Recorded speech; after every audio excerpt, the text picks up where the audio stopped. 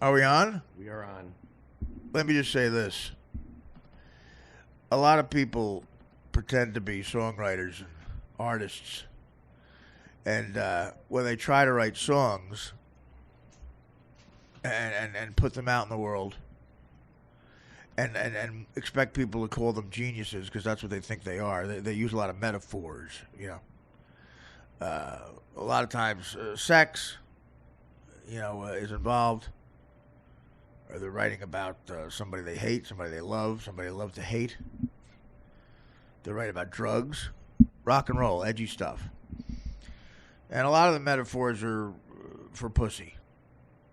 They'll call pussy something. Whatever they'll call it. Some are obvious, some aren't obvious. Bruce Springsteen, one of the best artists ever, called Pussy's Secret Garden. No. I mean, let's face it, that's pussy in that song. No. Listen to that song. Secret garden she hides. What's she hiding? What's she hiding? A fucking book? The tax bill? No. Her pussy. And as great as Bruce is, Secret Garden is great. But when you get a guy who refers to a chick's pussy in a song as the place where her horses run free, you have what is commonly called a musical genius. To the place where your horses run free. And what's he thinking about? All the jockeys that were there before me. Think of that. That's fucking eerie. It's so good. But it was Saturday night. I guess I made it all right. Little red coat. It ain't much to stand. In rich neighborhoods like where Dan grew up, it's Corvette. Where I grew up, we changed it to Little Red Chevette. The Chevy, son. I had a Chevette. Little Red Chevette. How many cars did they fucking buy you? I bought the Chevette. No, you didn't. Yeah, I did. Little Red Chevette. Yeah, place where your horses run free. That's a little song called Little Red Corvette by a little artist called Prince. Stop it. Of course, Prince died today. Or he technically didn't go back to Prince. Did he ever go back to Prince, or he's just the artist? He's the artist, right? He was the artist formerly known as. You don't know what you're talking about. Google it. No, we'll call him Prince up for the purposes of this show. No one's gonna care. But I gotta tell you, whenever you get to a place where her horses run free, and you think of all the jockeys that were there before you, right, Dan? And it was a Saturday night. What are you talking about? What are you talking about? What? Isn't that the song in the song? Yeah, but what are you? I don't understand. You're talking about a specific time. Yeah, Dan is one of those guys. He loves all these great songs. He's got great taste in music, but I can't ever see you listening to these songs as a kid. What would you? Like you had no friends. When would you do it? You would be by yourself. I had friends. You can't name one. They're all chicks. You would be with your girlfriends and you would watch. No. When I didn't have to have a lot of friends. I had cousins lived on the same block. When did you listen to Little Red Corvette? With who? When would you rock out to that? Well, that was in. When did that come out? I was already on. When did you come out? In the radio. I was already in radio at that time. So. Yeah, well, But I have that's your excuse every time. I have a friend named Stan Lawrence that got me into Prince very early. Every time I He was my one black friend. ask you your friends. Every time I ask you your friends, you go, well, I was in radio at the time. What does that mean? You didn't have any friends in radio? Yeah, I did. Stan Lawrence was one of them. Who's Stan Lawrence? He's a guy that I worked with. Oh, he's not a friend. He's the one that got me into Prince very early. What did he do? He said, you got to hear this stuff. That's exactly what he said. And then what'd you do? Go home by yourself? Then I said, you got to listen to Springsteen. And then, of course, he didn't talk to me for a while. Why? No, kidding. I mean, nothing you're saying makes sense.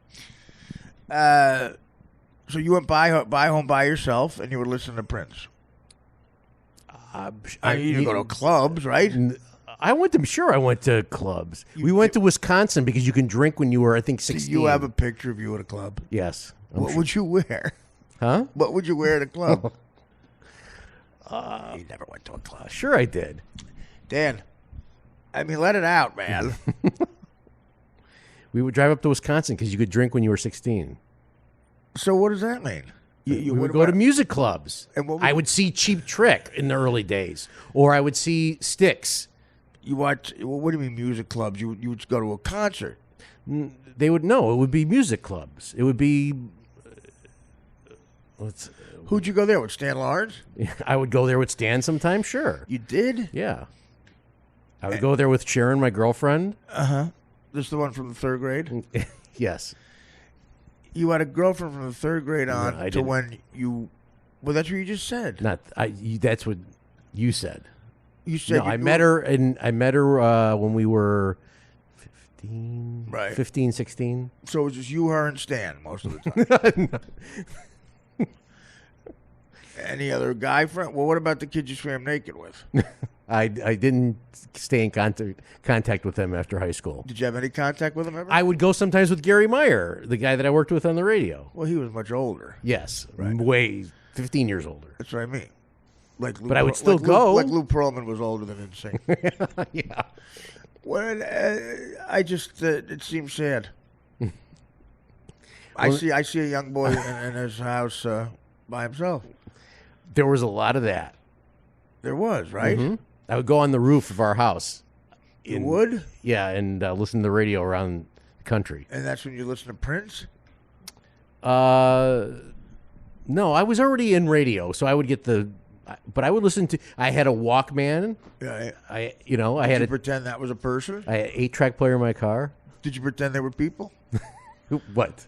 Like your imaginary friend, like your Walkman. I would talk to my albums and 8-tracks. Was Stan Lawrence a Walkman? Hi, he was Stan. a black man. Hi, Stan, it's me. What does that have to do with anything? Like, what does that have to do with anything? Oh, did you ever have a black guy? What? Did you ever have a black guy? As a friend? No, I mean it sexually. No. Oh, okay. So just white. Well, maybe it was a taboo. Probably the Walkman was probably Stan, the walk stand. Hi, Stan. It's me. Like Wilson in Castaway with Tom Hanks. Well, we're up on the roof again, Stan. Thank you for turning me on to Prince. Oh. Little red Corvette. Did I tell you about Bruce Springsteen?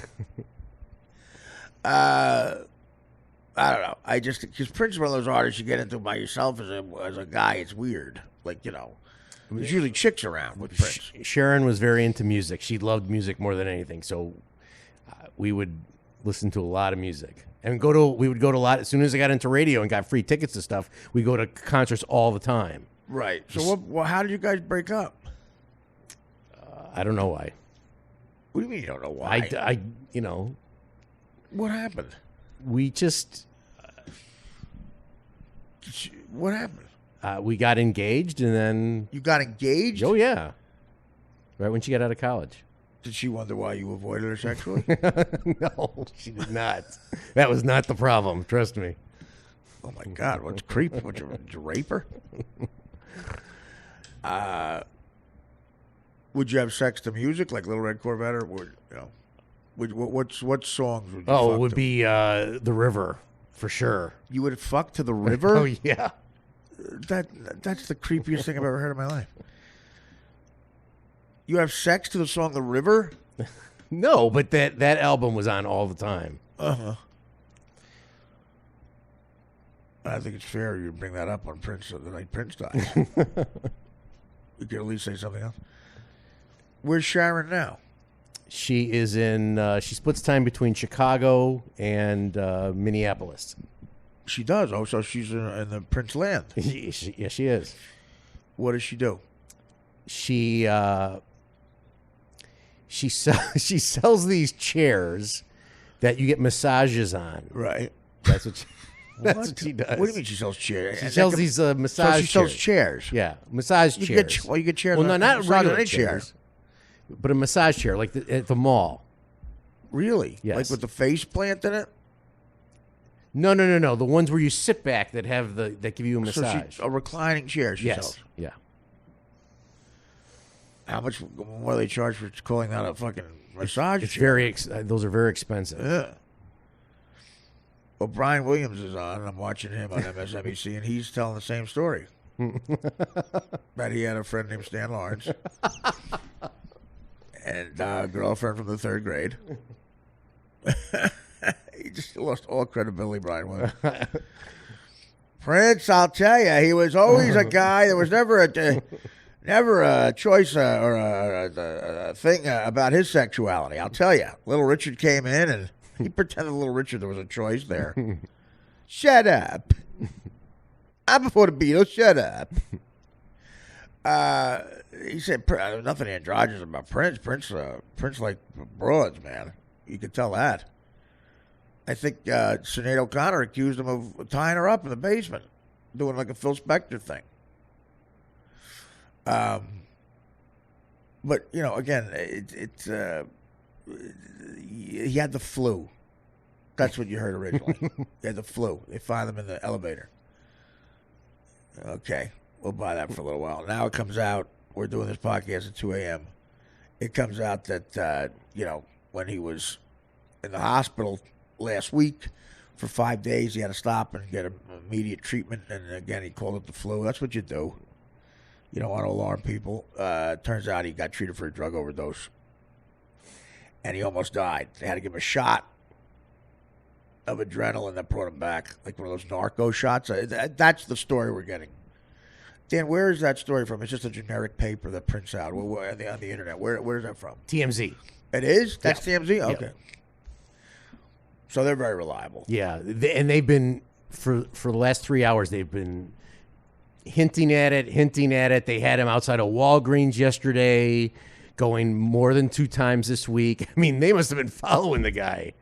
Well, yeah, he's an enormous star. That's what TMZ does. That's like saying the carpenter was going, boy, this carpenter, he must have been framing a house. This plumber must have been working on a clogged toilet all day. That's what TMZ does. If an enormous rock star, an icon, goes to the hospital out of nowhere for 5 days, they tend to follow them for the next week.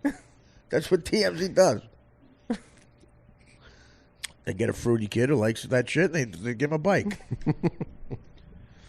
Yeah, so, he went to the Walgreens by himself.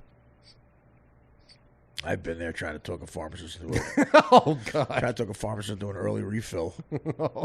Well, Mr. Lang, this is a 42-day supply, and it's been 3 days. Yeah, well, I dropped it. Again?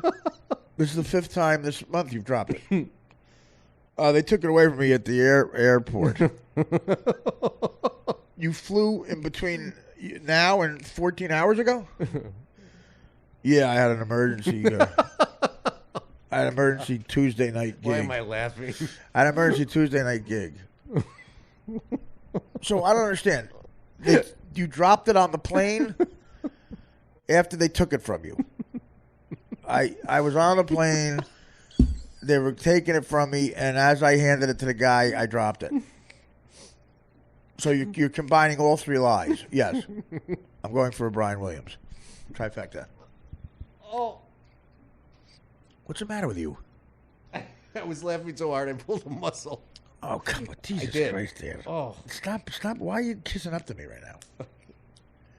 What is with the over laughter and the kissing up? You laugh so hard you pulled a muscle. Who's buying that bullshit? I pulled a muscle in my stomach. What? I did. What am I? I'm not faking it. Jesus. Are you okay? Okay, now it's better. Are you all right? Yes. All right. My God, you're so effeminate. You got to see how you look like a pregnant chick with cramps. Do you have any muscle tone? No. No, I know. Yeah, you're very soft. Oh, God. My legs, maybe, because I walk so much. Whenever Dan has to show me something on the computer, he kneels down next to me like around like Girl Scouts around a fire, and he shows me on the laptop or whatever, the iPad. And the last time you were doing it, I had to ask you to stop. I had to make up an excuse because I couldn't take it. I guess I'm very homophobic. Oh God! I felt like I really felt weird. Like you were kneeling, and the way you had your hand between your legs, and you were showing it to me, and you were exactly like how a woman sits. And I was holding the computer. How could I have my hands between my legs? Well, you had your other hand. You had it with one hand, and you were kneeling like it was the girls just want to have fun videos. And I felt like Captain Lou Albano. I felt like the dad. I guess I'm homophobic. But listen, I'm no Stan Lawrence. I was doing a bit, and then all of a sudden you yell out. Do you have a hernia? No, I just pulled a muscle. That happens. By the way, you got to calm down with these hockey game yells. You're in the other room there. It's double overtime. You're in the other room there, and this is how I know he's not a fruit. Because he likes hockey right now. Black Hawk hockey, that's so weird. Stanley Cup champions. Yeah, but there's 5 series away from the cup. Fucking hockey, they play forever. And Arrieta threw a no-hitter tonight. Cubs won. Yeah, you yelled that out, too. That's what you did. Well, Jesus Christ. What the fuck happened? I guess I didn't care that much. I didn't come over and say what's up. But no, you got to calm down. You're so tense. That 8th and 9th inning were horrible. A lot of long fly balls. Do you ever talk to Sharon? Sure. When's the last time you talked to her? About a month ago. See, that proves you never had sex. You don't talk to people, you know. That's a girlfriend. Like a chick has one. You don't talk to lovers. You can't. That's not what you do. You lost your virginity to her? Yes. What age? I can't. How old are you now? I think we were 16 or 17. It was after I'd gone to WLS. So it was right around there. God, the lies. Would you hello, Centurion. Did you have sex with Sharon? At what age did you have sex with Sharon? He's being deceptive. Hey, he's coming back. Did you is Stan Lawrence a human being? No, he's not. No, he's an appliance. Stan Lawrence is either a toaster or a recording device. It sounds like Stan Lawrence is one of those 8-track recorders. You know the big things with the shines. So, I mean the colors. I mean the black. You know. Hey, Artie, I don't mind giving Dan the lie detector, but can I set up somewhere? I got to shit. Can I shit somewhere? Oh, you guys are crazy. Dan says he pulled a muscle. All right. Well, Dan, is Stan Lawrence really a person? That's a no. It was actually Vicki Lawrence that you hung out with from the Mary Tyler Moore Show. That's from Cal Burnett. Martin Lawrence. Martin Lawrence. Well, you want black cock, I understand. You've never had sex with a black man. He says no. Did you just pull a muscle laughing? Were you actually laughing at what I was saying? I don't remember. What was I saying? You ruined it. What was I saying? I don't remember. With your fake laughter. That's the ironic thing. What was I saying? Oh, God, this is so annoying. I was going into Prince. I was going into something else. God damn it. Opiates, airport. I was going into something else. Oh! What the fuck is that? Oh, this is so fucking annoying. I had a whole thing planned. Shit. Oh. All right.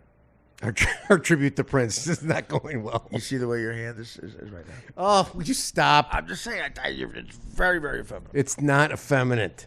Doves cry. Chevette. I'm so fucking mad at you right now. All right, well, let's. We want to give a tribute to Prince. Oh, was I doing something with Brian Williams? With the line? What are you doing? Don't touch it. We're not called for that yet. Was the Brian Williams thing? It's hard to believe anything he says. Man, it's so annoying. Well, I met Prince once. It was the summer in between the first. It was a winter time for Mad TV's first season. I was here for Christmas. I was back east, and they sent me my agent William Morris said, you're on a TV show now. You're a regular. You want to go to maybe get some press like publicity opportunities, like photo ops. So they sent me to the opening of the Fashion Cafe in Rockefeller Center. They said you can walk the red carpet. So I walked the red carpet. And it was very odd, and they put me inside the Fashion Cafe, and there's a what are you laughing at? You in the Fashion Cafe. Yeah. Well, what are you? You're gonna be there too? So I get put in the VIP section. I guess I told them I was on a TV show, and out of nowhere, like a sweeping president type motion happens with the Secret Service or something, and. It's Prince's bodyguards. They put Prince in the VIP section until they find him a table. So this enormous VIP section has me, who I look like a plumber who won a contest to go to the Fashion Cafe. Or Z100. I look like I was the 100th caller. Or I guess the 2 for Tuesday theme. And one of the biggest music stars in the world, who I towered over. We're standing next to each other in an enormous VIP section. We're the only two people in it, with a big red rope. And like 2 inches away from us is an enormous drunk crowd. And the only thing is there was a red rope in between us. They're screaming his name. And he's just staring forward, sunglasses on. And he had slave on his face at that point. And so again, I guess he's about 4'11". I'm 5'10", and I'm 28 years old. I'm drunk. And he probably is wondering, what the fuck, who am I? Why is this guy in the VIP section? Maybe I'm local security. And I'm like, I'll never meet Prince again. I should say something to him. And I'm trying to think of what to say. And I notice the bodyguards are going to come get him because his table's ready. I'm like, I got to say something to him. And I'm drunk. And I go, fuck it. I go, hey, dude. And that's exactly what I said. And he looked up at me, and he went, what? And like with a disgusted look on his face. This is the artist formerly known as Prince. And I said, fuck, man. I said, Raspberry Beret is a great fucking song.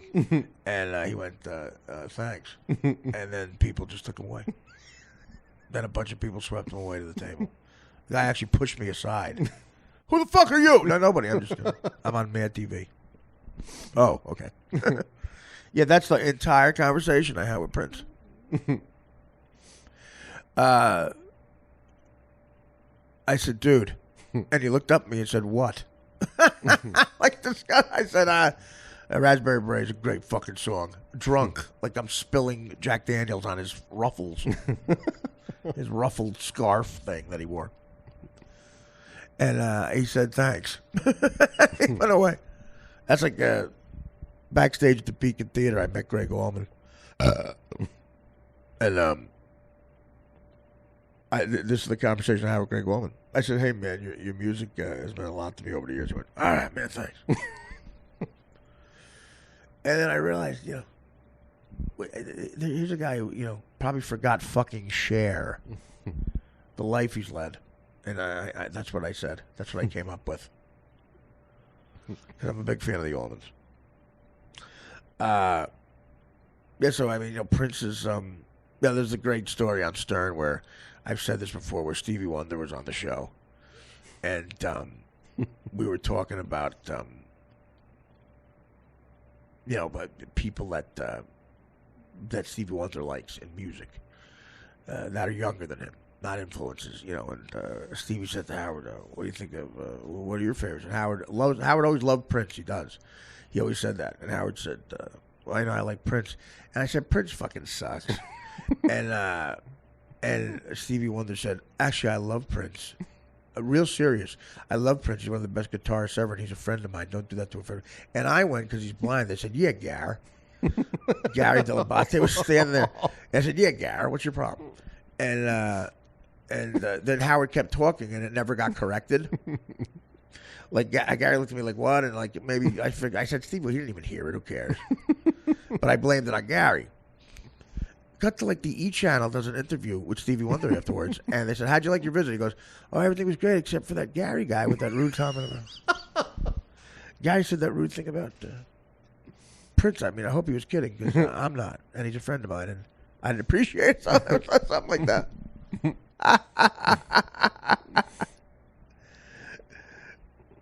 That's a rude thing to say. He's a friend of mine. Yeah, Gar. Of course, Stevie Wonder, I lived in a place, that's another true story. I lived in a condo building in L.A. when I was doing, this was the first season of The Norm Show, and I was making good scratch on a sitcom. So was that your stomach again? Huh? What was that? I don't know. Oh, my God. I breathed the wrong way. You breathed the wrong way? I breathed the wrong way. Sounds like an Indian name. Breathe wrong way. You breathe the wrong way. It sounds like you burped up jizz. Is that from the architecture tour? It's from Hansy. Yeah. Oof. So, again, that disconcerting laugh at nothing is now throwing me off. I don't know what I was saying. What was I saying? You lived in Los Angeles. You were making good scratch. As producer of the show, you should know this stuff. Not you just sit there and burp up cum. You got to listen to the show. So, Stevie Wonder lived in the penthouse of the building. And I went. They made me, when I first moved in, go to a committee meeting. Yeah, the new people and people on the fucking board. They had a board meeting.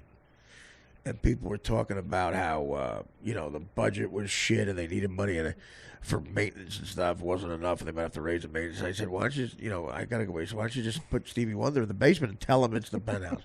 And again, not a great joke, but, these aren't comedians I'm in the room with. And I thought they'd giggle at it and it'd be like a nice icebreaker. Apparently, like, his handlers were there. Oh, God. Or people from the Blind Institute. And just a bunch of L.A. liberals who were aghast, flabbergasted at that joke. And I'm not claiming it's a great joke, but it's like I'm there trying to break the ice with non-comics, with civilians. Yeah, why don't we just put them in the, in the trunk? Not the trunk, but put them in the basement and tell them it's the penthouse. Oh! Mr. Lang, you're excused from the rest of the meetings. Like, really? I got more to say. Is Ray Charles in the building?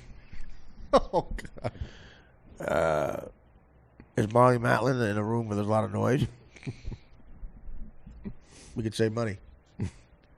The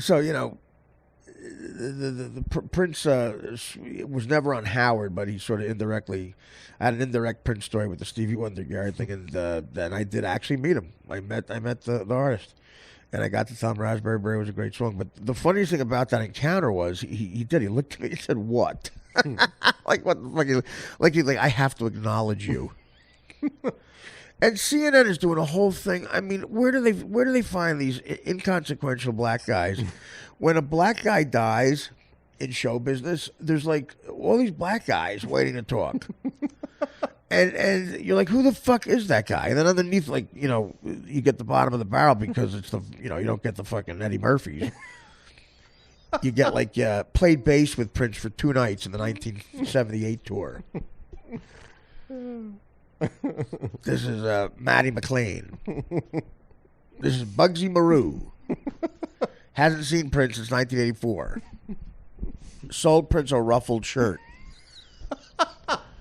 in the ghetto of Minneapolis. You don't get the Pharrells. So immediately, well, Don Lemon, who, is a friend of mine, a gay African-American, who, I hit it off with, and was supposed to call me to go out. Not sexually, but, I thought I'd invite Dan. Maybe you could break that ice. Oh, yeah. You could do the Stan Lawrence, as he calls it. But I like Don, but he called up right away and is just an expert on Prince all of a sudden. And then they have, the lower level guys who work on the tour or something. But the ironic thing is, it's in this situation. This is one of the rare situations where black people don't seem cool because they try to be really black in front of people like Anderson Cooper. So like letting people like him know, okay, dude, we're in our club right now. You're not. And Anderson Cooper is one of those liberals who so bows to this. Like, I'm not cool like you guys. You do your thing. You guys talk, which is just it's more segregation. It's like we're different from you. That's what they're saying. Okay, Anderson, let the brothers talk. The brothers and sisters are going to talk. All right, Anderson? You don't get it. All right? And of course I don't get it. I don't claim to get it. I have no rhythm. I'm a rhythmless white guy. All that fucking rhetoric. And they all go over the top with the black. And black is like... the amount of cocaine you can have in your body for good sex. Like, the perfect amount of cocaine is perfect for sex. A little too much is bad. So the perfect amount of black is cool. But like anything else, what's the epitome of cool? What's the definition of it? Looking like you're not trying. Looking like, been there, done that. I don't have to try. It's just coming to me naturally. Not rehearsed, nothing. That's cool. Cool is, Miles Davis and Charlie Parker improvising on stage with the sax and the trumpet. It's clear they just showed up, had a cigarette, shot some heroin, went on stage, and won it. That's what cool is. Miles Davis has the album, Birth of the Cool. Apparently, stories about him also indicate it was birth of an enormous asshole as well. But, so these black people out-black themselves. As Ice-T would say, you played yourself.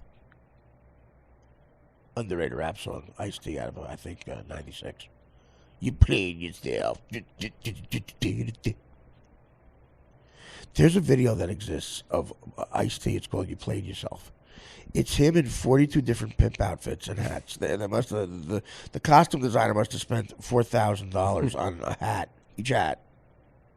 And they had it stopped to change. He changed into every outfit.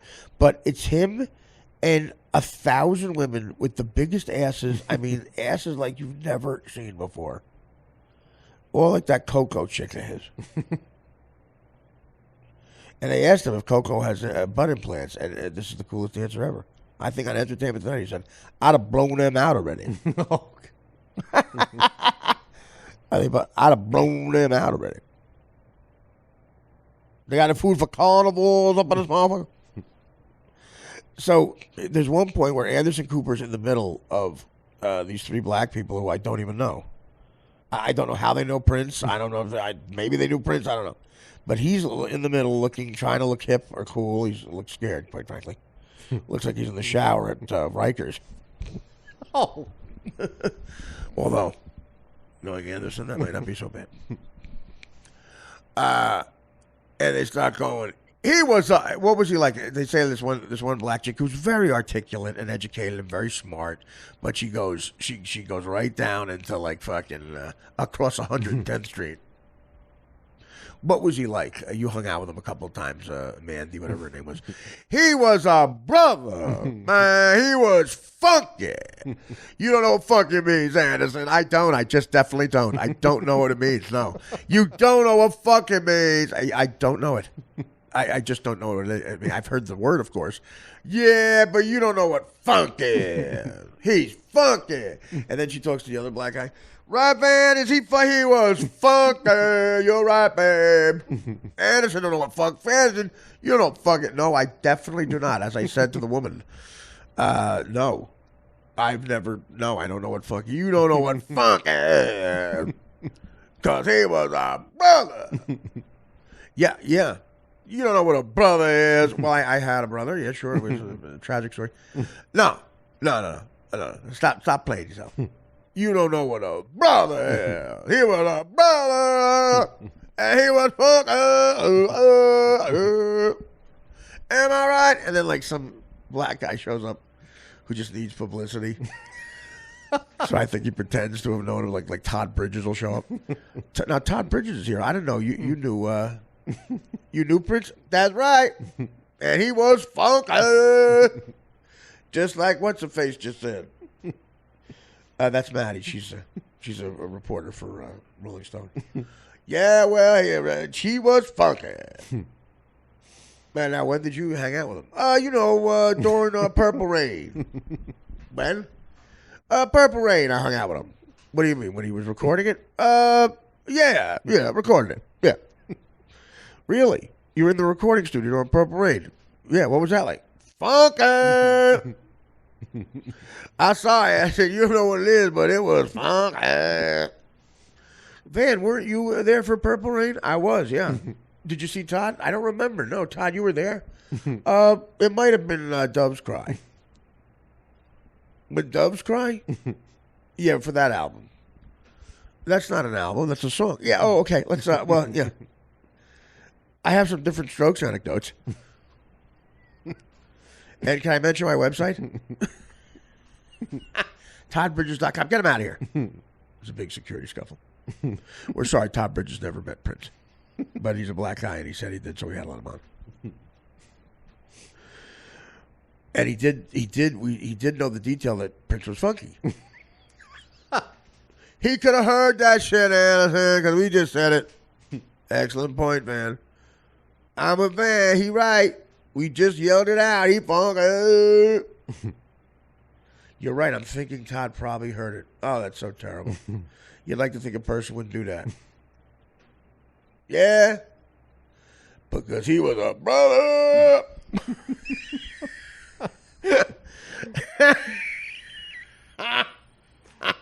And here's the most pathetic part. The one interview he did, he never did interviews. The one interview he did is with Larry King. They keep going to clips of the worst, most, so awkward. I mean, you get douche chills watching how awkward Larry King's behavior is with Prince. He says the most inappropriate old guy. This is from 1999. And so Larry King was probably 99. Those suspenders, that big schnoz invading Prince's space. And Prince is like this real, very fragile, thin. Like, he talks like, man, I played keyboards and guitar. You did! Like, every question is startling. Like, he jumps back. You played everything? Did you? Yes, Larry, I played everything. Wow. Rare, huh? I was friends with Glenn Miller. Similar. The big band guy? Yeah, similar. I don't see any similarities. Well, I don't know. I think so. But you're the genius. You're the genius. You're from Minneapolis. This actually happens. You're from Minneapolis. And Prince goes, yes. Not a lot of blacks. You really said that? I swear to God. I swear to God. And Prince goes, well, yeah, not a lot of blacks. And then he goes, Dave Winfield was just here. And I talked to him about it. Prince is like, who's Dave Winfield? You can see in his head, he's like, what? Dave Winfield, a big black from a big color guy from Minneapolis. You never ran into him? Don't you guys have clubs, meeting areas where you congregate? You do in Brooklyn. You know, I was best friends with Sandy Koufax. I don't know if that is. Who is she? You're messing with me now. It was so awkward. Like, he does one interview, and that's who he does it with? What? And all honesty, that is where you'd want to have Howard. You want to have one guy do an interview with Prince. It's Howard. Absolutely. Yeah, you think of how great that would have been. But so the one guy, but there's people in between. When Prince died this afternoon, they brought Larry on, the very first person to interview. I saw him. Yeah, and they said Larry was a guy who knew Prince well and had interviewed him many times. And Larry goes, "Well, I interviewed him once, and I didn't know him personally." Larry just tells that to everybody. They're probably just repeating something Larry told him at a dinner party. You know, I know Prince. Meanwhile, he's talking about Prince Albert. I took him to Nate and Nels. Prince Charles. I know Prince Charles. Now, you grew up in Buckingham Palace. That's correct. Not a lot of blacks. They invaded Prince's space to scream, not a lot of blacks. And then he brings up Dave Winfield's name. I gotta take a diabetic piss.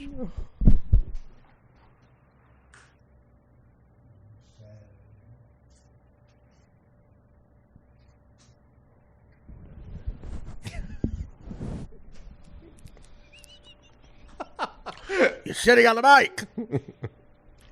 Not a lot of blacks. Are we on? Yes, we're on. So here's the other thing. There's so many awkward moments in this Larry King thing. So basically, here's CNN's coverage of one of the biggest music people ever to die. 4 black people you kind of know, surrounding Anderson Cooper, screaming out non sequitur black things.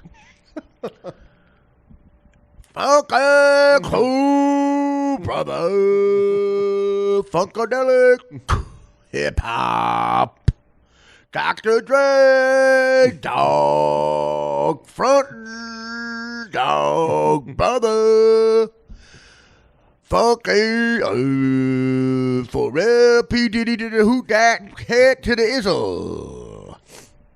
Ha ha ha! Can I get a what?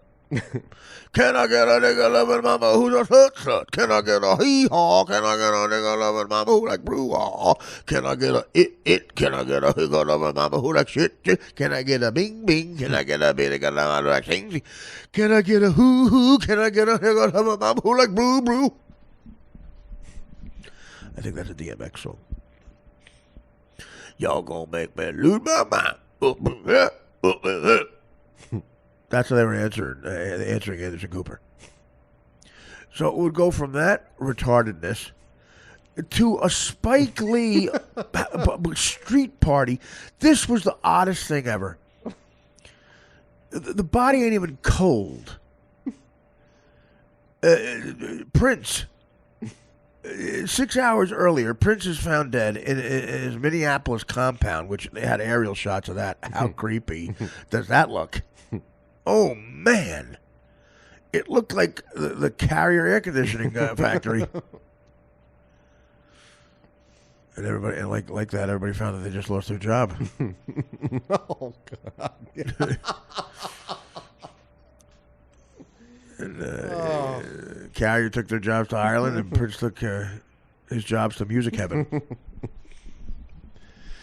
It died, if TMZ is right, of apparently an opiate or heroin overdose, which is the same thing.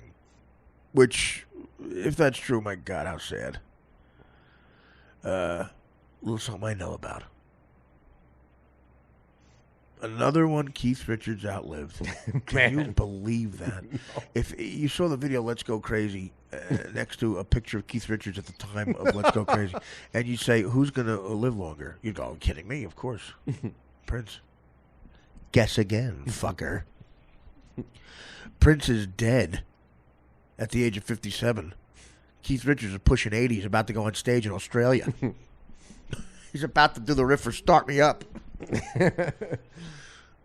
Well, we got Brown Sugar. Okay.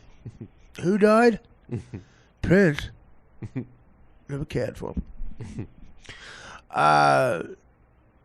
Yeah. So Spike Lee, Anderson Cooper. No, Don Lemon. throws it to Spike Lee. Let's go to Spike Lee where he's got a street party going to Brooklyn.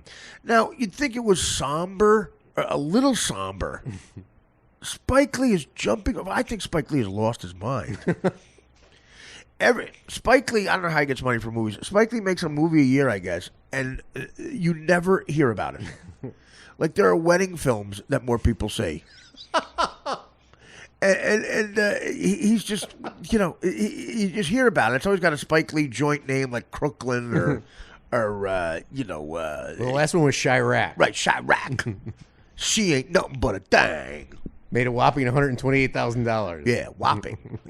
Without papers, Italian, whopping. She ain't nothing but a thing joint. Whatever. And he is dancing around. You would have thought the Giants won the fucking Super Bowl. People are dancing around. And so Don Lemon goes, obviously it's probably very hard for you. You knew him. Oh, no, guess what, Don? We're going to go crazy in a second. And then you hear, let's go crazy start. He goes, wait, let's go crazy, Don.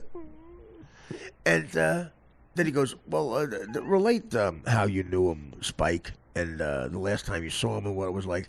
Huh? I can't hear you. We're having a party. I mean, it's a party like you wouldn't think someone died, much less one of the biggest music people ever. I don't know if Prince would have enjoyed this.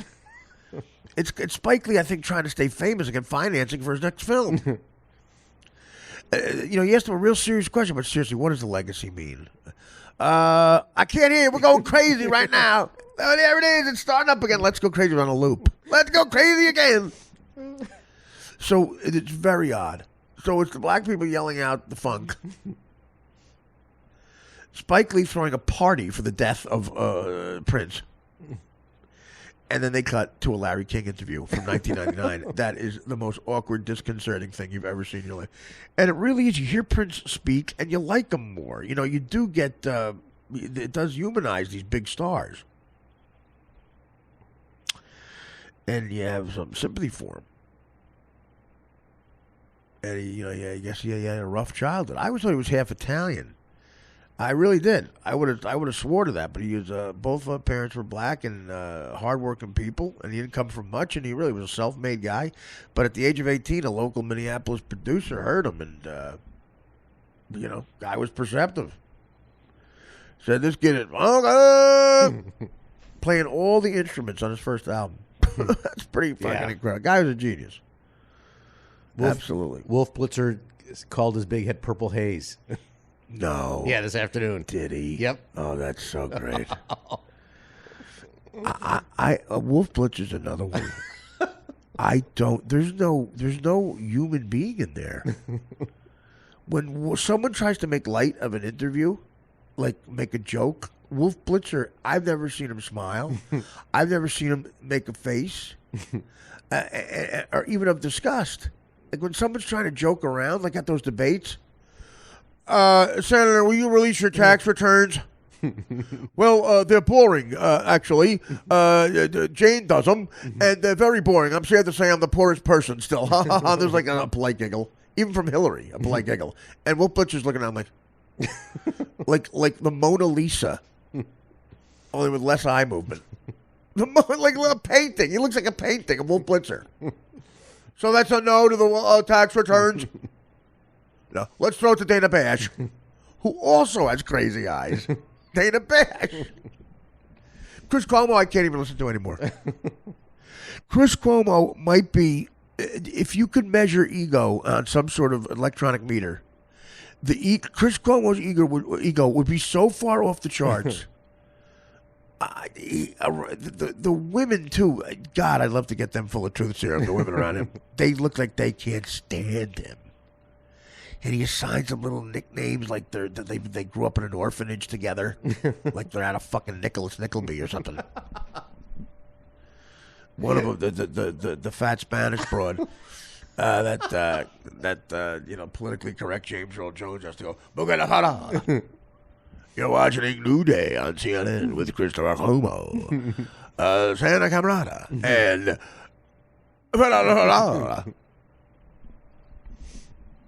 yeah, she has an ass on her. Oh my God, enormous. And He calls her Mick. Her name's Michaela.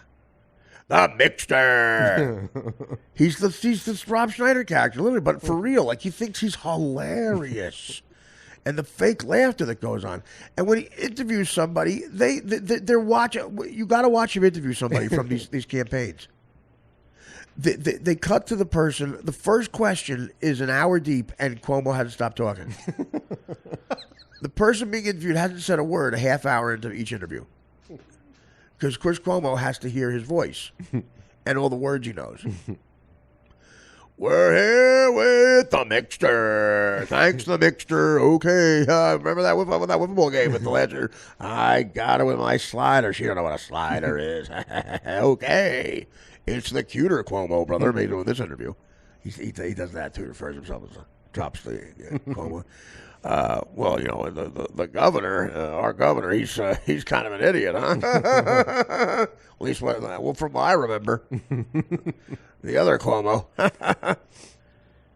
and 20 minutes into the interview, when the people being interviewed haven't spoken because he's still speaking, he's basically, they cut to their face and they look like they're watching an egomaniac interview himself with big words. We're here with Darryl Lewandowski, the former campaign manager for the Trump organization. Says he didn't. At first, said he didn't grab the arm of Michelle, and clearly the tape says he grabbed the arm. But then he said she was delusional. Clearly, he said not delusional. She comes back with a lawsuit. Tape comes back, goes to a small town court in Tampa. We just talked to the prosecutor. Used to be a friend of mine, saw him at Harvard. Went back and forth. Used to play football with him. Blah, blah, blah, blah, blah. Me and him got to the bottom of it. We won a championship investigative reporting a special award from our college. Went to a university, came back, studied around my father's time, back, I think, 1968. When my father was at St. John's. I went there. I was a little kid. I actually won the volleyball tournament by myself. There was nobody else on the team, and I rotated there myself. And it was me serving me. And now we're talking to the campaign manager, Dan Lewandowski, and we're getting his side of the story. What is your side of the story? Because my side of the story is this. I saw the videotape, and it looks like you grab her arm. Okay, but do I, in my head, I'm going, do I call her delusional? Do I call her delusional? I say I never even met her. Because now you're treading in thin water. Maybe it's such a crazy time. You're rushing through a very exciting time. You just won that state, and the guy that you're protecting is walking through, and you see an arm go at him, and you black out. Maybe you don't remember. And I say to him, do I remember? I don't remember. I don't remember touching her. I didn't touch her. So I'm calling her delusional. Why? Because that's what you do when you go on the attack. But it's a woman. Okay. Problem. It's a woman. Why do you call a woman delusional? That's only going to make you look bad, even if it's true. You know that's true in professional and in business life, right? Don't you know that? Of course you know that. I'm telling you, I know that. And that's why I would never call anybody delusional. You have to think it through. Why am I thinking it through? Well, several reasons. Reason A, rhetoric. Why do you want to get into rhetoric with your campaign manager? Do you want to lose your job? Okay. Is that worse? Now the debate in my head is losing my job worse than going to jail. Jail. Okay, let's debate this. In my head, is jail worse than losing your job? Unemployment line. Not a great place to be. Not proud. Your family sees you. Your children might, but that's a small price to pay if your children never see you because you're in a jumpsuit up in Rikers, if you know what I'm talking about. Right, Mick? Hey, Mick. Okay. 5 seconds left. I'll give you the last word. That's what he said. Yeah. Okay, I've taken up the entire 15 minutes. 14 minutes and 55 seconds have gone by with me basically answering for you. And you did good on this. But I'll tell you what, I'm going to give you the last word, Corey. Where do you see the campaign going this week? Well, we're out of time, Corey. Thank you so much. Great job. Great job. We're going to talk more to Corey Lewandowski throughout the day. Corey, can you stay there? You got time? Yeah, I do have time. You do have time, right? Yeah, I'm telling you have time. According to me, you have time. I just asked myself if you have time, and I said you have time. Can you stay there and do nothing? Good. Let's turn this mic off. And with that, we'll turn it back to the Mixter, who's got a very special interview with a hamster coming up. I'm not exaggerating. I can't watch him. And I loved his father. As an Italian-American from Jersey, we all worship Mario Cuomo. Spoke a little too long, but Mario Cuomo was the shit. and his son Andrew brisks into the governor spot. And Chris, of course, is on CNN every morning for New Day with something camarada. They all did, by the way, they all did little short films about their lives, those three on New Day. The enormous Spanish chick and camarada and Chris Cuomo, and the camarada chick, the little cute one. Apparently, I mean, this is her video. Apparently, it was like the town pub. Oh no! Oh, her entire video is how she fucked everything in Maryland or something. Oh god! Before landing on the guy she married, and they're all like these effeminate, yuppie, modern day nerdy guys with like those cargo shorts. Effeminate way of walking and talking and yelling, like Dan. I'm kidding. And she just dominates them. Dominates them. And then she settled and moved here. I'll tell you what, we didn't have a lot of time last time, Corey. I'm sorry, we're back with our second interview. Corey Lewandowski, we're going to ask him about the future of the campaign and if he thinks that he's threatened. Are you threatened, Corey Lewandowski, by this new guy they brought in, Paul Danafort? Paul Danafort, of course, dyed his hair between our last interview and this interview. He had very gray hair. Last time we spoke, he looked a little bit like a old David Susskind. And now he looks like, I don't know, a young Elvis. So he's involved. He's a heavy hitter. He's a shark. He's a sharpshooter. Are you feeling intimidated by his presence? I don't think you are. I'll tell you why. You shouldn't be, because here's the thing. He's going to look bad if he condescends towards you. You're younger, energetic. That's where we're going. Barry Sanders, the younger people. You want that. You want that excitement, right? You want that excitement. So you shouldn't be intimidated by him. I don't think you are. I'm going to answer for you there. You're not. Okay, let's move on to the next thing. Now, Hillary Clinton, you got to start devising a plan. Who's better at that, Danafort or you? I say you. I'll tell you why. Danafort, Republican guy, came up in the era of the 80s. The politics was different. Worked for Reagan, different tone. Now Reagan now running for president of the Democratic Party is what Reagan would refer to as a broad with fat ass in the front office. Different times. His words, not mine. I respect women. Of course I do. Take it in context. Problem now? Context. That's the problem. A lot of people looked at your context in your videotape. Out of context, it looks like you grabbed her. In context, you're saying she's delusional. So I'll answer the first two questions for you. You should prepare for Hillary by not having Danafort, by having you because you're younger, and you're going to bring the millennials. They vote. Apparently, they're voting this time because of Barry Sanders. Okay, next question. Why? You realize you're saying Barry Sanders instead of Bernie, right? Okay, Barry Sanders. Why? Why would you stay in for? Why would I keep saying the name of a running back for the Detroit Lions instead of the actual person running? Why? Maybe because I'm not good at my job. No, it's because I'm a big football fan, and because I think that what's his name, Bernie Sanders. I think Bernie Sanders is going to be good for African American football players, which is why I think Ashton Kutcher's the difference.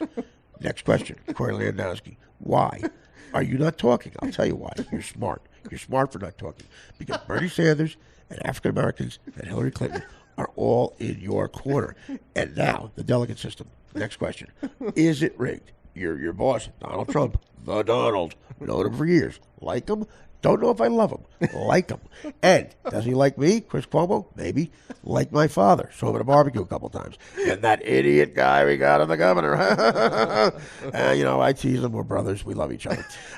Defend each other to the death. The Nexter. How's that hamster interview? Kidding. Okay. We get the Spanish Border hamster interview. She's crying racism. Bunch of bullshit. Talk to you off the air about it. Corey. Now, lawyers. Did you get a good lawyer? You might want to ask Bernie Sanders, maybe even Barry Sanders. Barry Sanders left the league. Could have been the greatest running back ever. Bernie Sanders left the league at the age of 114. Now, let's talk wives. Okay. Now, if Bernie Sanders, God forbid, runs against Trump, and Trump starts retweeting wives, and it's Bernie Sanders' wife instead of Cruz's wife. Cruz's wife, at a quick glance, if you turn your head at the speed of light, and turn it back, there's a chance Heidi Cruz could look like, I don't know, maybe Mary Lou Henner in the bloated days, 20 years after Taxi. But I got to tell you, the Mrs. Sanders, as we'll call her, Ain't no way that ain't no sunshine when she's gone. Or here, quite frankly. Okay. Corey, I'm going to give you the last word here. 3 seconds. Why did you come on here to get interviewed? And we're out of time. Mixter, back to you. And I think Corey's 0 for 2 here. Let's step it up next time. Your third and final segment coming up. Gun control. 2 words. Gun control. You're lucky because I have a lot of thoughts on that.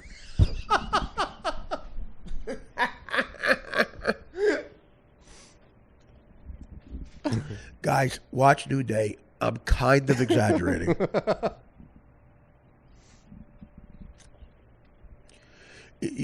I mean, listen. Not only will you dislike him,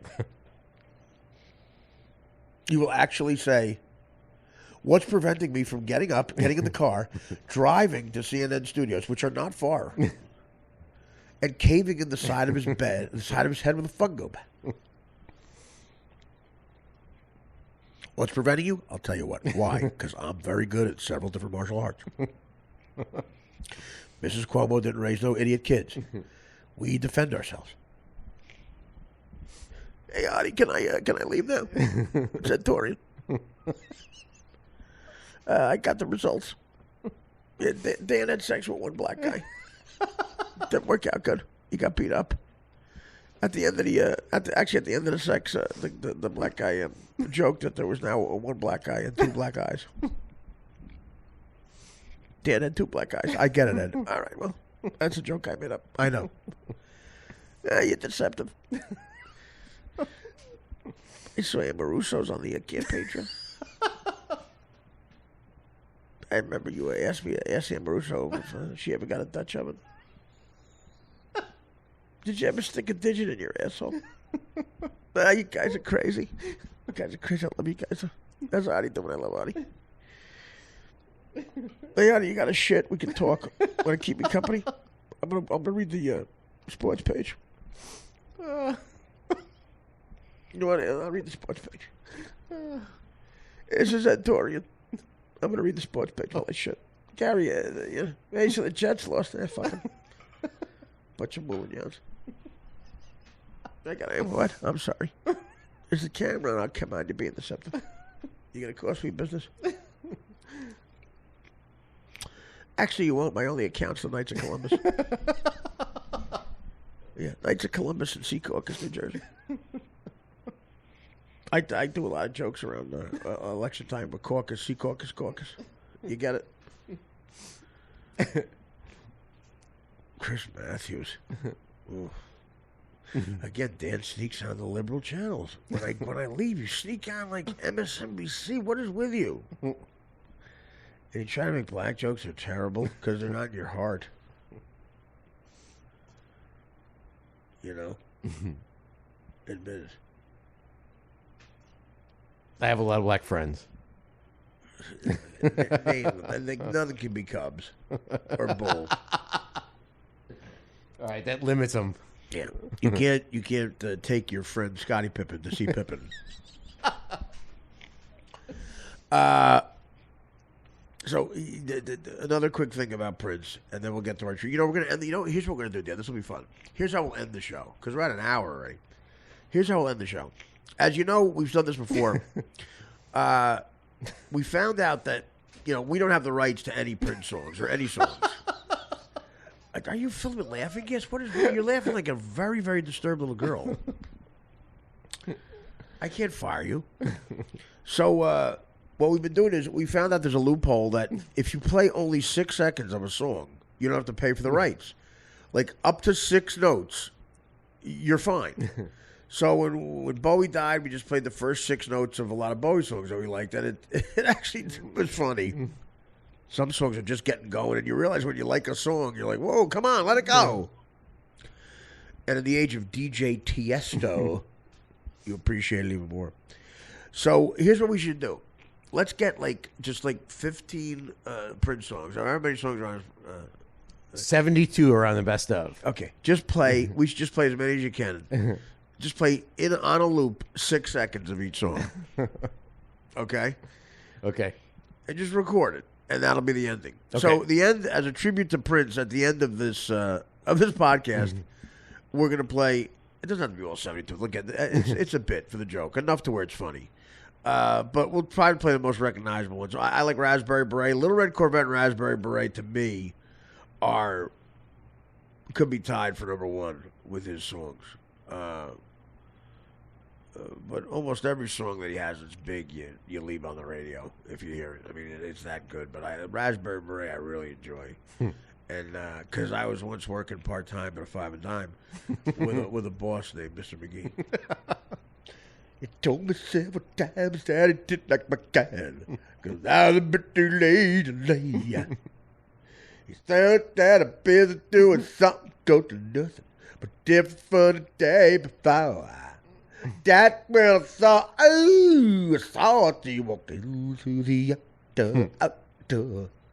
The outfit Prince is wearing in the Raspberry Beret video, you can only wear it in in very limited things. Like if Rex Marshal Gehring were having a powder blue parade of boys, and you were the Grand Marshal, you could wear that outfit. Little Red Corvette's as good as they come. Let's Go Crazy fun. Doves Cry, good tune. Kiss, all that stuff. Although I like what's his name's version of Kiss. It's not unusual. Tom Jones. Yeah. I'll just want your egg in your guess. So yeah, we'll play the first 6 seconds on a loop of a bunch of our favorite songs, so we don't get sued. But this shows you technology in the modern world. Well, I might have told the story before, but I don't think I did. In any venue, Stern, anywhere, talk shows, DirecTV. There's a black chick that I went to junior high and high school with. She was such a cool person. I really got along with her. She became a friend of mine. And I had a huge crush on her. Oh, a huge crush on her. If she ever agreed to date me and even marry me, I'd go home and say to my mom and uncles, look, deal with it. I don't care if you never talk to me again. She's Sicilian, all right? You don't think Grandma will believe that? I won't talk to her either. Because she's like that hot chick Sunshine in the movie Harlem Nights, who the white guy fucks and never goes back home. And why do they call her Sunshine? Because when you throw her pussy up in the air, it would turn to sunshine. In a place where horses run free. So what? No, Toy Green. Toy Green was her name. Is her name.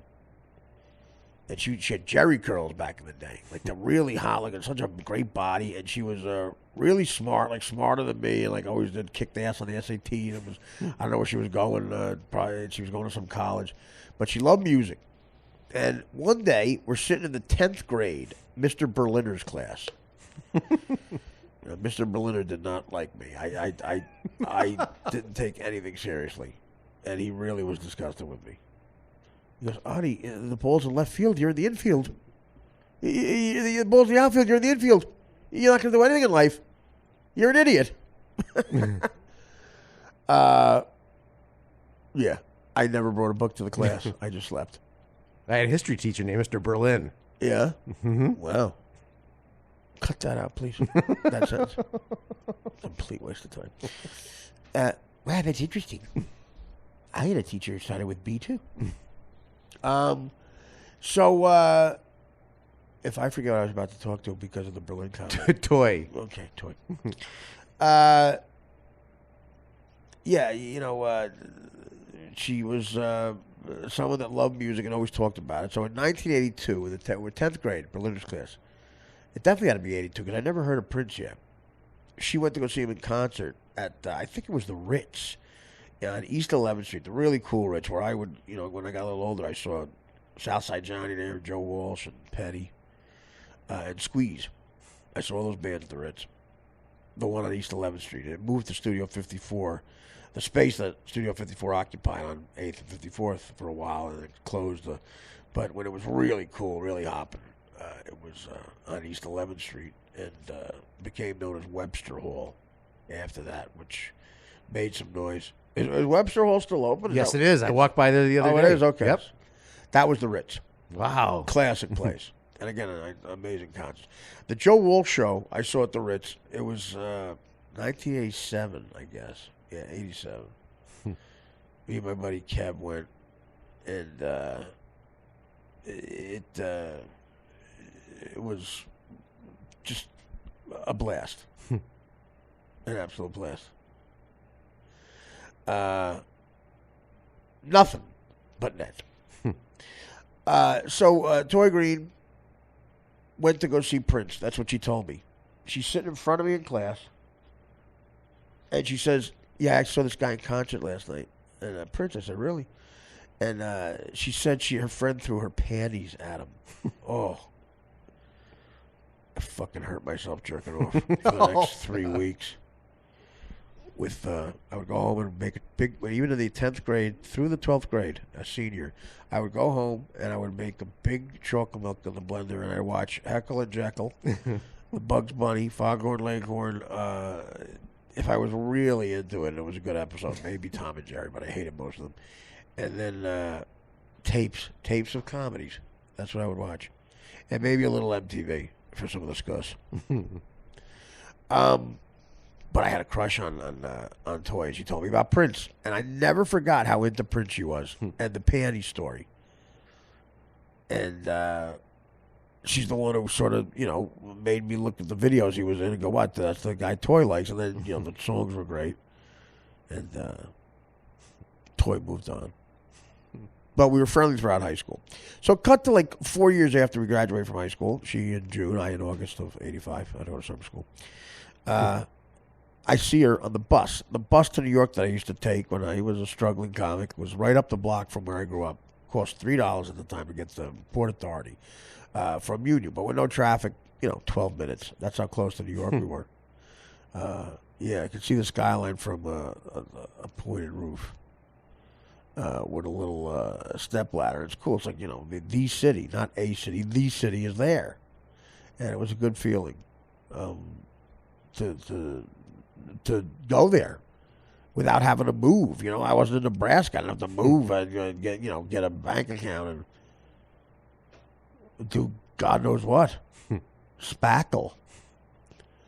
And I saw a Toy on the bus a couple of times. And I said, "What are you going in there for?" And she's like, "Well, I'm going to try to make it in the music business."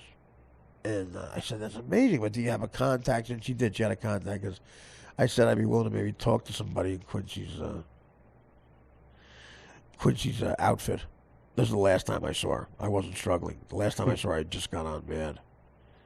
And I might have got on the bus to see if she was there. No. But that was the last time I saw her. So we're talking almost 20 years ago. Before that, it had been 3 years. So like twice in the last 25 years, really. And not in, I'm going to say over 20. Was it 20 years? In 96, I got the time. Jesus. Yeah, but we'll call it about 20 years to round it off. It's just a long time. I hadn't seen her, so now I'm about to see her, dancing at the Port Authority. And realizing that we're both going into New York to try to pursue dreams. And realizing there's that one classic painting, The Boulevard of Broken Dreams. And how I don't want to get an apartment there. And the metaphors were making her very hot.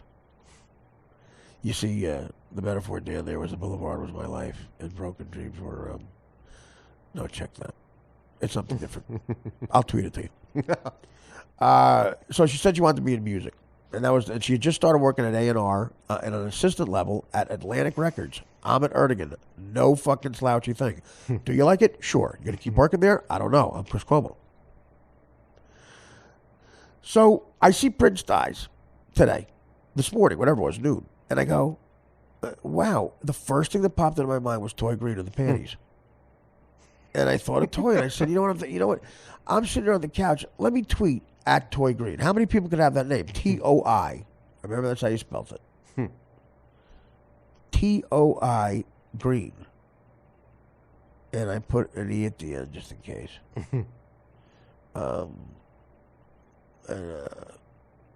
That's it. I said to myself, I'll put it in the universe, and what are the odds? 10 seconds later, I'm talking to Toy Green. Well, texting. And it's definitely her. Had a picture of her. She straightened the jerry curls.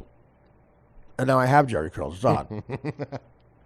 No, she straightened them, but she still looks so amazing. Adorable. Yeah, her picture, she looks great. Absolutely. Stay away from that picture. Take care, brush your hair, and black don't crack. Let me put it that way. No, she looks stunning still. Very pretty, and it says in her profile that she's been working A&R for a while. Now she's producing TV commercials, and she moved to the ATL. Atlanta, booming city, where I've done stand-up a few times, so I tweeted her, I've done stand-up there, blah, blah, blah. And we had a nice conversation. She told me she was still very upset about Prince, and she was excited and flattered that I thought of her. It was insane because of the way technology is. I got to say, for all the ball breaking I do, what a cool thing. I was talking to Toy Green. Last time I saw her was on the bus, and I had clearly been doing better in my career. Now, she's a doll. And I tried to get her to go on the podcast. She couldn't, then I shoot a commercial. Maybe another time. But just like that, I talked to the person that Prince made me think of. She follows you. Yeah, I know. She told me that. But she was following. I also liked them. First of all, she got 3,000 followers. That's a lot. That's more than you, right? Yeah, yes. Yeah. You know why? Because she's hot. Or she's, been involved with, some high-profile things in music. We're supposed to actually talk or maybe get lunch. She's coming up here, maybe. And believe me, I will book a fucking gig in Atlanta if she's single. I will book one. Last time I was in Atlanta, Sinatra died. I was opening up for Norm Macdonald at the Roxy Theater in Atlanta on the Promote Dirty Work tour. Nice venue. And it was a fun time, but I will book something and come back here to see her.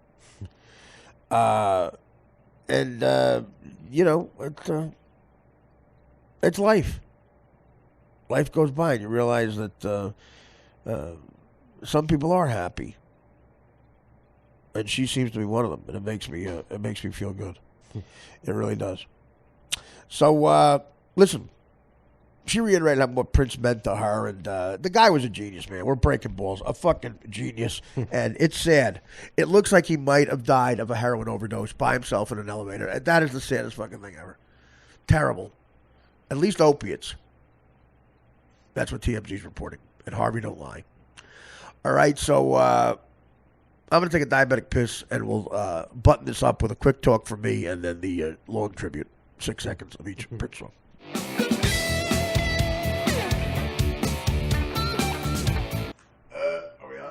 We are on. Oh, Christ, Jesus. Prince was one of those guys that no one spoke bad about. Everybody dug him. No. I heard very different. I heard he was an asshole. But because Sinead O'Connor said he tied her up. So, completely wrong. I think... Like, who are you talking about? Musician-wise, they all... Oh, I know, yeah. Stevie Wonder. Well, no, there's no doubt the guy was talented. My God, absolutely. But you're right. He's right. Well, his guitar playing especially. Very well respected. This has been Dan's Obvious Statement Corner. I tell you, that sky is blue. Before we throw to the 6-second tribute that Dan just got another 14 hours of work added to him. Is that a lot of work? No. No. It's a labor of love. I'll try to stay up with you.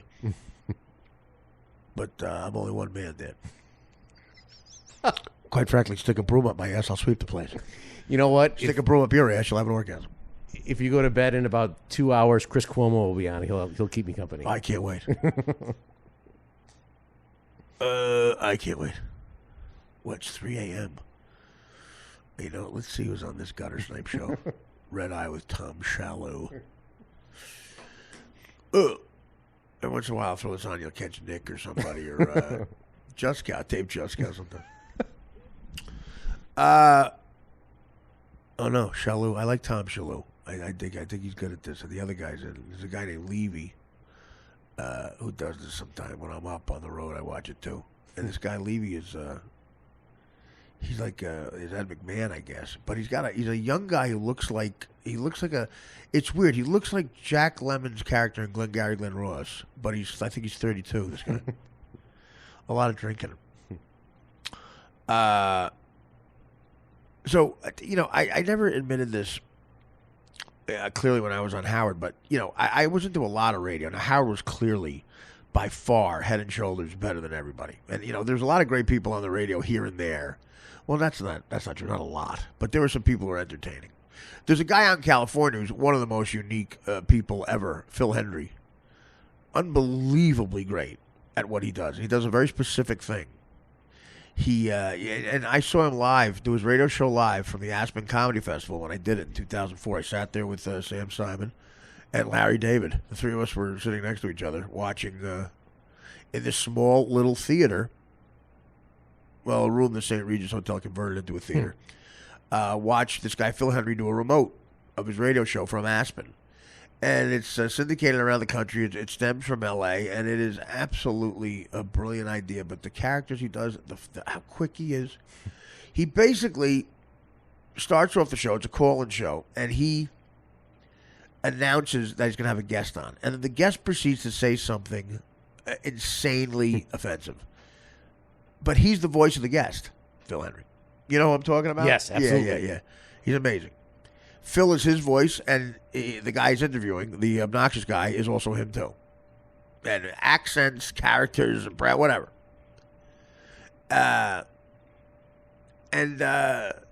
Like he'll say something like, AIDS is a good thing because it gets rid of certain minorities. Like something like that. Like something like that insane.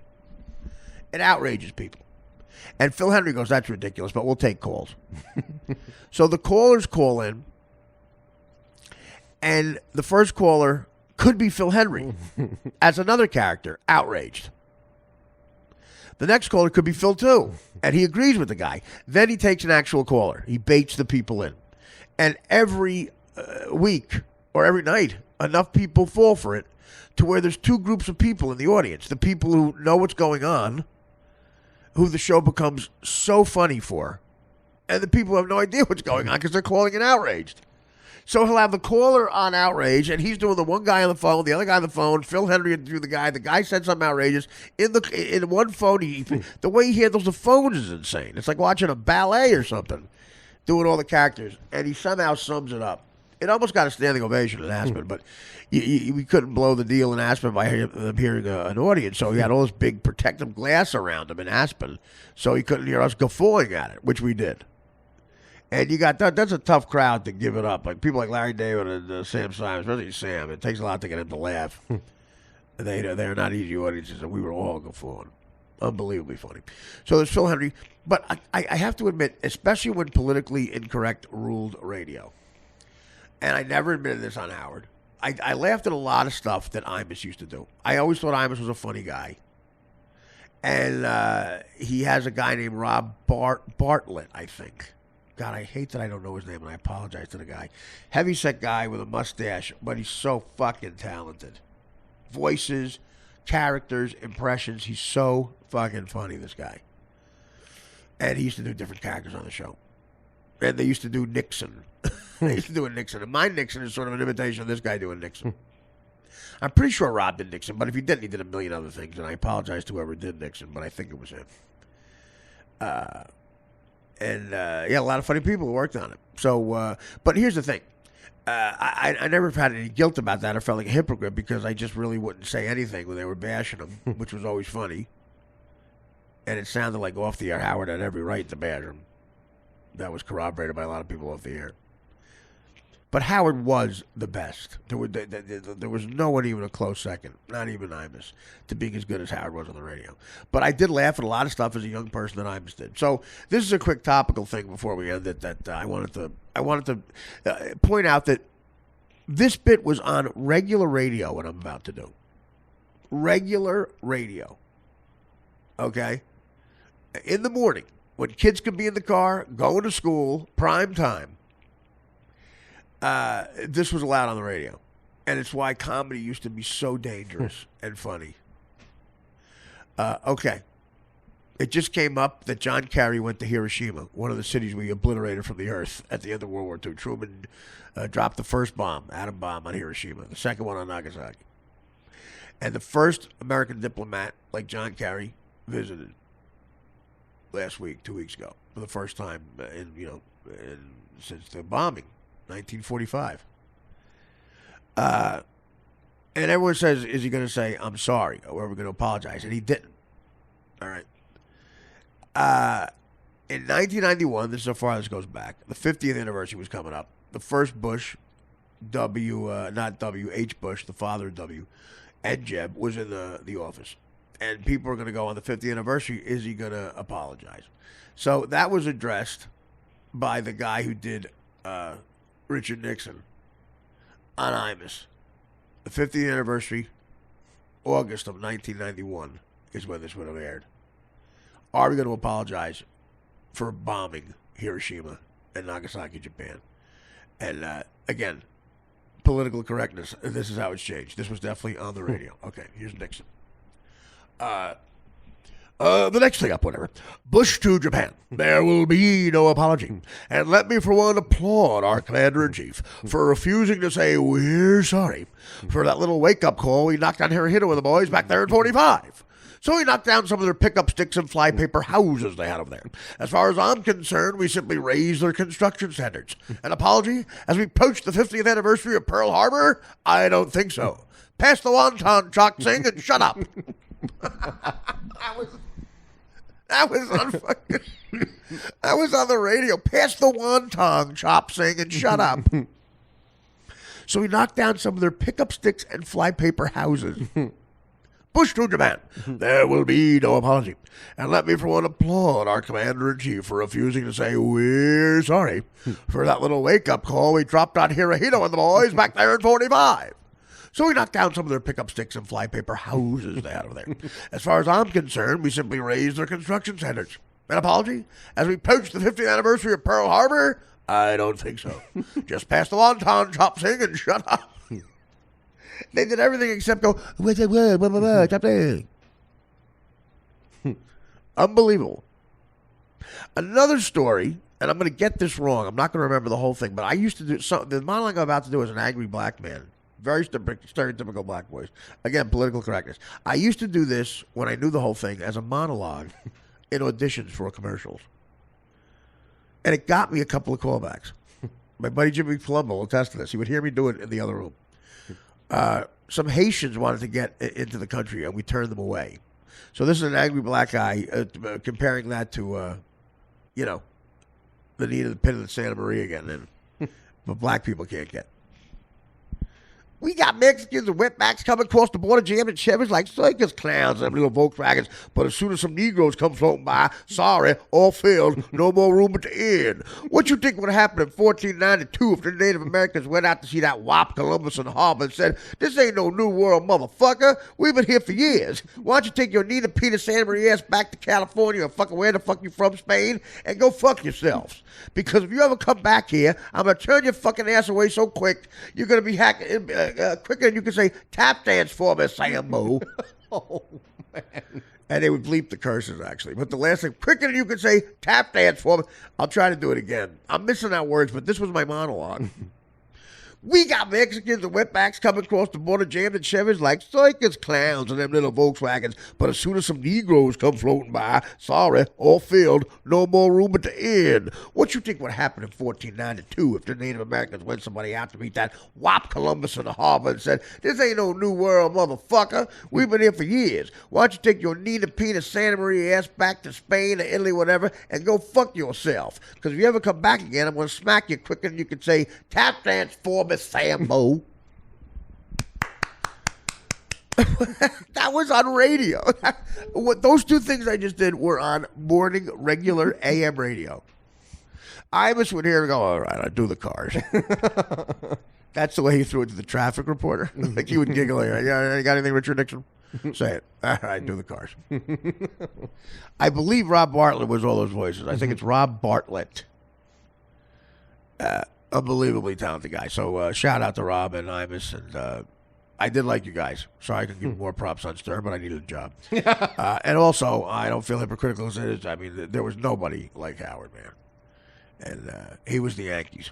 And again, proud to have been on that show. But Imus did make me laugh. Not everybody. Phil Henry, Imus, and Howard even loves Phil Henry.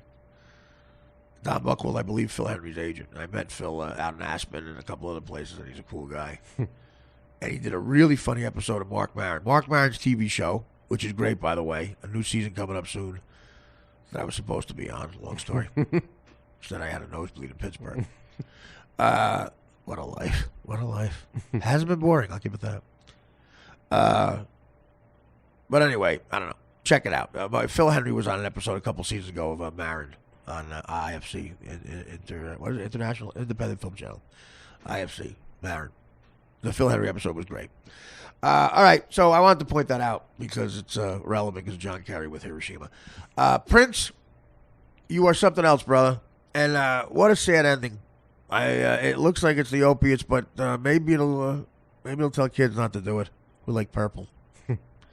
But you were great. And because we're a low-budget show, we don't have the rights to your songs. Here's the first 6 minutes, so we don't have to pay for it, of a bunch of Prince songs. And we'll end with that. Great week of podcasting, Danny.